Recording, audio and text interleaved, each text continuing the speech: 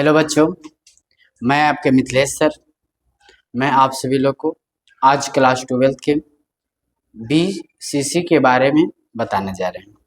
तो आज हम बता रहे हैं आप लोगों को बीसीसी का संकुलन क्षमता क्या होती है। ठीक है, देखिए क्या है, कहता है कि ए भुजा वाली, क्या बोल रहा है, ध्यान से समझिएगा कि ए भुजा वाली क्या है, ए भुजा वाली घनाकार क्रिस्टल में आर त्रिज्या वाली गोलाकार कण को कोनों पर एवं पिंड के केंद्र में उपस्थित करके बीसीसी बनाया गया। ठीक है, आप समझिएगा, ध्यान से समझिएगा कि यहाँ से बात करें कि ये आपका एक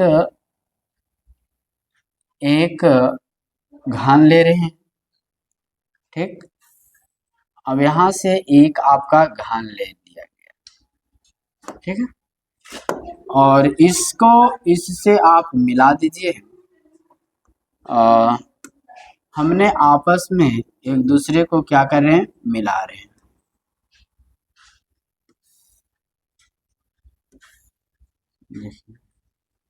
ये एक घन बन गया। इसमें कह रहा है कि कोनों पे, यानी कि क्या कह रहा है कि कोनों पे, इससे एक ये विकर्ण ले लीजिए, एक यहाँ पे है और दूसरा यहाँ पे है। अब इसी पे एक और गोला कण लिया गया, तो इस त्रिज्या को मान के इस तरह से लिया जाएगा। ठीक है, तो यहाँ से यहाँ तक कि आर मान लेते हैं, ये भी आर हो गया, ये आर, ये आर, ये त्रिज्या हो गया, आर त्रिज्या वाली जिसकी भुजा की बात कर रहा है, तो बोला है कि ए भुजा है।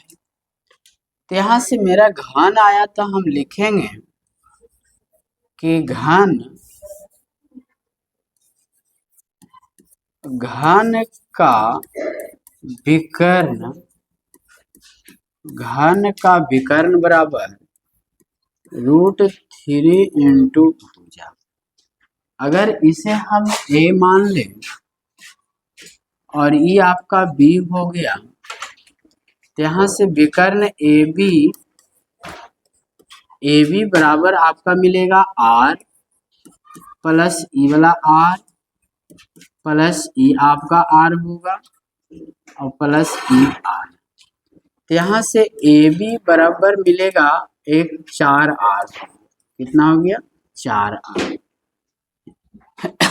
तो यहाँ से देखिए कि विकर्ण भी तो ए बी है, तो यहाँ से ए बी दोनों बराबर है, तो लिख सकते हैं कि 4R बराबर √3 इंटू ए।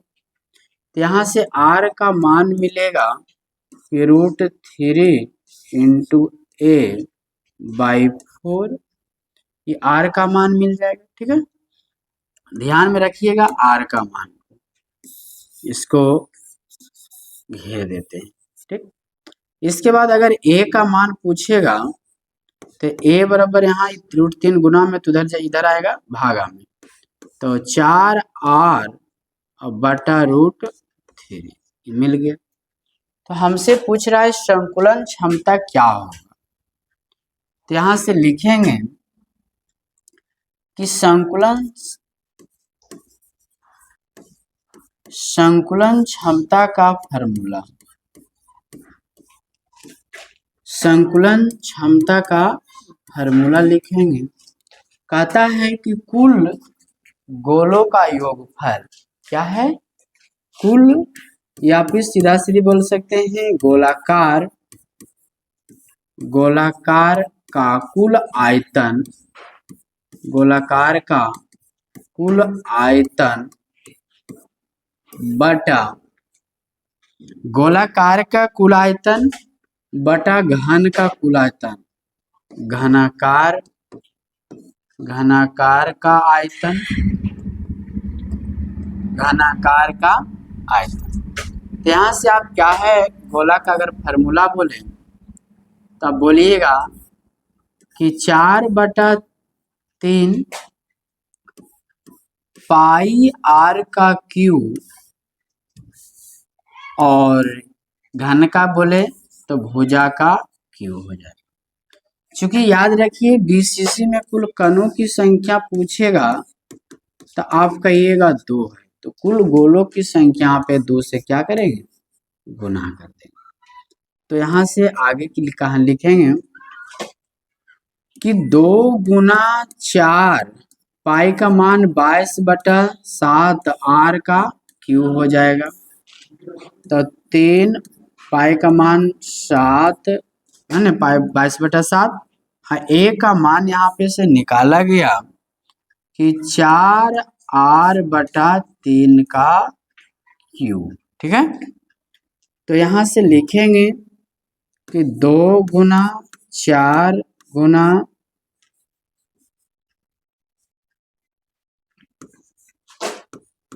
और फिर आ जाएगा 22 गुना r का क्यूब बटा 3 गुना 7 गुना, इसको 4 बार लिखेंगे, सॉरी 3 बार लिखेंगे, और r भी लिखाएगा r का क्यूब। आई सबसे नीचे वाला जो है कहाँ चल जाएगा, ऊपर चल जाएगा, तो 3 गुने 3 गुने 3। ठीक है, अब यहाँ से 4 कट गया, ये 4 और यहाँ से कट जाएगा 2 मरते में। अब यहाँ से 11 दूनी 22 और यहाँ से कौन कट रहा है, 1 3 से, अच्छा √3 है, तो यहाँ पे √3 आ जाएगा, तो ये 3 से ये 3 कट गए, तो यहाँ से फाइनली मिला 11√3, ये हो जाएगा यहाँ पे 7 गुना 4 तो 7 चौक 28। इसका मान रखिएगा 11 गुना 1.732/28 गुना करके भाग दीजिएगा तो आ जाएगा 0.6802। तो यहाँ से संकुलन क्षमता जो निकला, संकुलन क्षमता जो निकल कर आया है, तो यहाँ पे लिखेंगे कि संकुलन क्षमता बीसीसी का संकुलन क्षमता 0.6802। अब इसी को अगर प्रतिशत में पूछ देगा तो बीसीसी का संकुलन क्षमता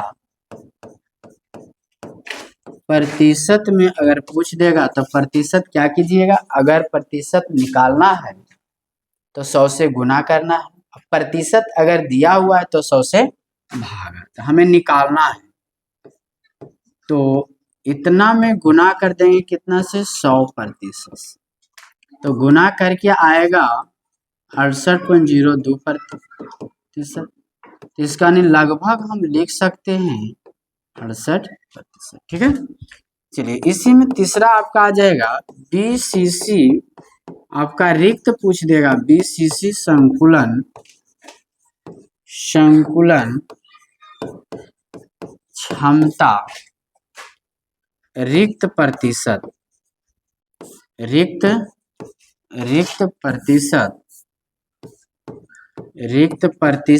तो प्रतिशत कितना में होता है, 100 में होता है, और कितना प्रतिशत भरा हुआ है, 68%, तो घट के कितना आ जाएगा, 32%।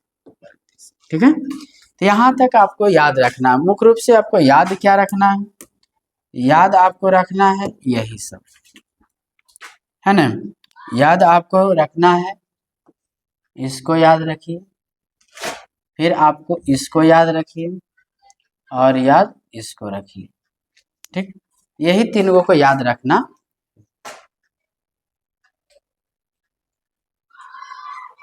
कौन क्लास के हैं आप लोग, 10th का है?